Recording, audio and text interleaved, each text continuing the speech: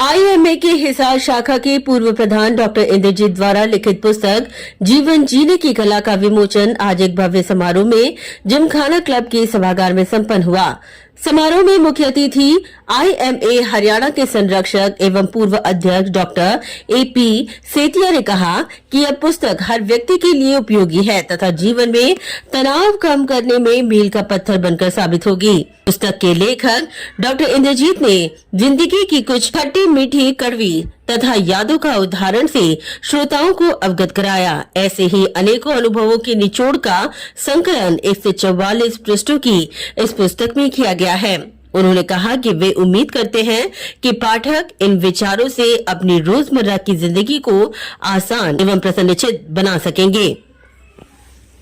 मैंने बताया कि जीवन जीने की कला एक डॉक्टर की नज़र से, मैं डॉक्टर भी हूँ और ह्यूमन बीइंग भी हूँ, तो मैंने आम आदमी के विचार भी इसमें यूज़ किए हैं और डॉक्टर की कला भी इसमें मैंने, जैसे कि बताया कि इसमें मैंने आदमी के शरीर की बनावट सिंपल तरीके से कि आम आदमी को समझ में आ जाए और उस हिसाब से आदमी चल सके।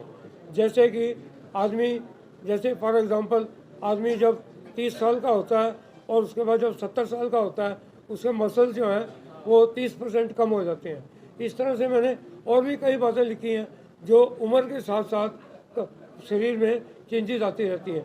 आदमी उन चीज़ों को ध्यान करके और वो चलता चले, अगर उस हिसाब से चले तो सुखी रहेगा। और तनाव दूर करने के लिए तनाव का कारण, तनाव का निवारण सबसे बड़ी चीज़ है। मैं बिलीव करता हूँ आदमी अपनी ज़रूरतें कम रखे, जितनी कम ज़रूरतें होंगी उतने आपको लालच कम होगा। और मैं तो एक बार आया और मैं कहता हूँ don't expect too much from anybody, किसी व्यक्ति से भी ज़्यादा उम्मीद मत रखो। मैं तो इतना कहता हूँ कि अपने बेटे से, अपनी बेटी से, अपने बहुत जो क्लोज फ्रेंड्स हैं उनसे भी ज़्यादा उम्मीद मत रखो, क्योंकि ज़्यादा उम्मीदें हम रखते हैं तो उम्मीदें पूरी नहीं होती तो निराशा होती है। इसलिए अपनी निचोड़ ये है कि अपनी जीवन की ज़रूरतें कम रखो। कोई ज़रूरी नहीं है कि आपने ब्रांडेड कमीज़ 10,000 रुपये की पहननी है, आप 1,000 वाली, 500 वाली है, गरीब आदमी को 200 वाली भी नहीं मिलती, वो भी पहन सकते हैं। ये आदमी की अपनी पर्सनैलिटी पे डिपेंड करता है, कमीज़ पे डिपेंड नहीं करता। तो मैं ये बिलीव करता हूँ ज़रूरतें कम रखो और don't expect too much from anybody अपने शरीर। अब बाकी उसमें मैंने योगा का लिखा है कि शरीर को तंदुरुस्त रखने के लिए ठीक खाना हो, योगा हो, साधना हो, मेडिटेशन, और उसके बाद धर्म।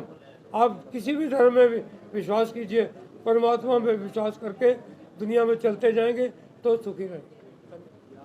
इसको देखिए, इस किताब के जो पॉइंट्स हैं वो जब मैं मेडिकल कॉलेज में था तब से नोट करता गया।